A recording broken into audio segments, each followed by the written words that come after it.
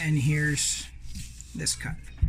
So again, blade against the beginning of the cut, blade against the end. I'm all lined up. Remember, I'm stopping here. 1, 2, coming a little bit more vertical there. 3, 4, and I'm right through. Right there. 1, 2, 3, 4. And now, where else do I have to cut? Well, I've got this side, right? I've got this side to cut now, so I go here and then there. I should be straight. I do a cut to there, to there, there. We do a cut this way, there, again, and I feel I'm through. Earthquake hit the house again, and I go to this last one there. 1, 2, 3, and I can feel I'm 4. At this point, these should come loose like that. If they don't come off completely, don't recut. What you do, you have to be careful here. We can get this one later. You're going to cut with a knife along the inside fold. But first, let's free up the ones that will come free. So there's this one here.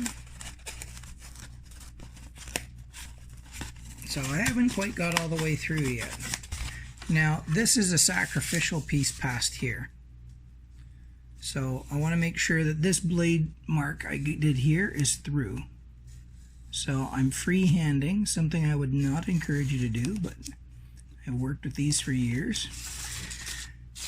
And on this one, right here, in order to get it to detach without breaking the whole thing, is I've got to, there we go, got rid of that.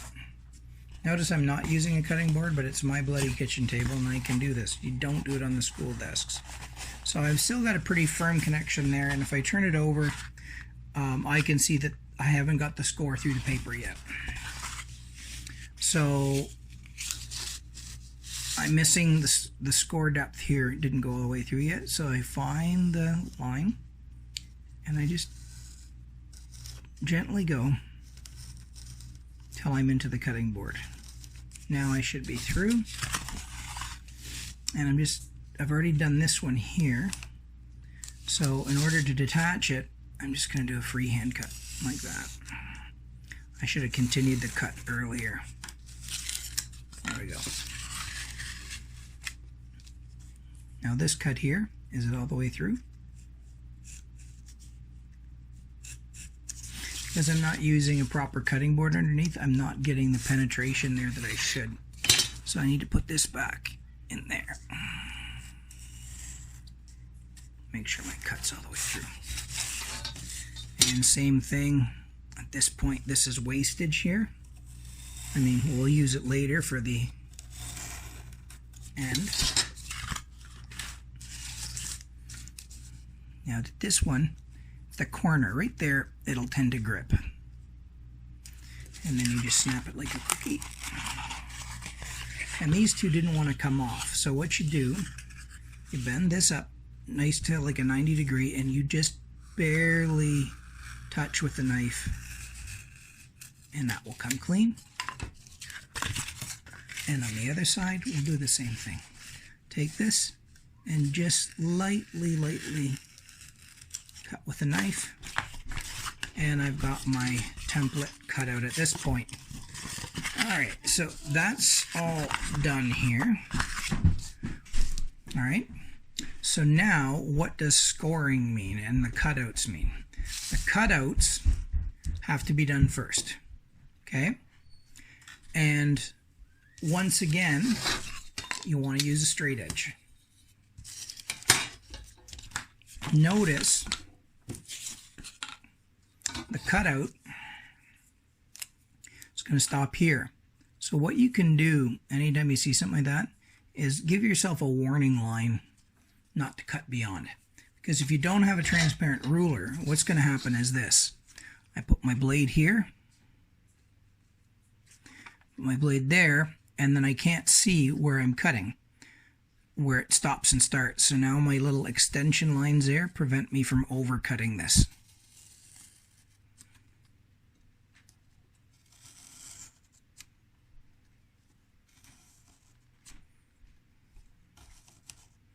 And I'm through. And on this side, same thing. I'm holding the blade at a little bit of a higher angle than I normally would because I want to keep this cut square, like that. So I've got my cutout. Now what about these lines? Do I use the ruler and that? You can, or if you trust yourself enough, with the back of the blade here, place it there, and what you're going to find is if you shove with the knife, you can push, and you see how it's cutting forward, and then I've cut right to the line there. And if I go to this side, here, same thing. The back of the blade is on the back of the cut, and so I stab it in there, and the blade will creep forward to the line, just like I did here. Okay, and I can reverse the cut this way, and it will creep forward. And at this point, this should just push it.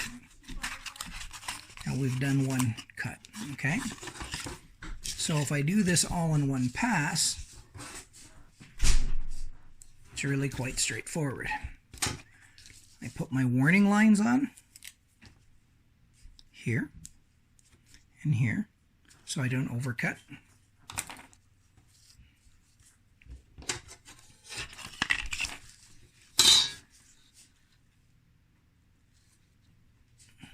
Blade down, blade down. I stop at my warning mark. 2, 3, I can feel I'm cutting into paper now. I'm through. Blade down, blade down.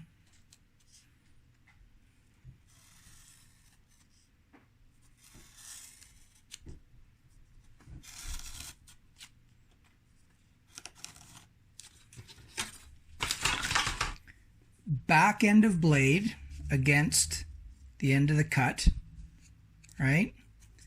And I'm holding it at an angle so you can see, going straight. But I'm basically now just going to push till the blade crosses the opening. Go to the other side. Back of the blade to the bottom of the cut. And then just push it in, and the pop-out comes out.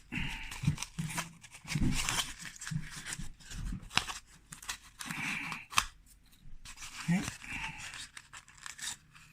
Just got that. Now, what about this circular one? How do we do a circular cutout? This is where I can't be working on my kitchen table, where I'll do some damage to an already junky table. Don't even try to cut curved with these things. It's a real technique. All right, easiest way to do this is just micro slice like that.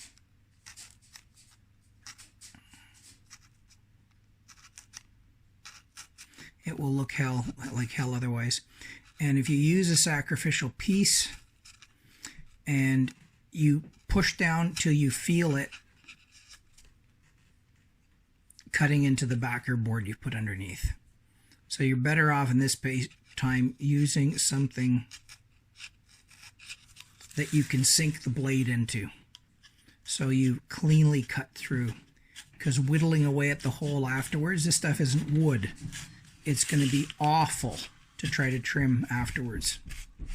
So I'm just penetrating through. Now I am going quick here. I'm not taking lots of little micro steps because this is a demonstration, not the finished how you would be doing it. But you can see why I said don't do it that way, how much I'm drifting.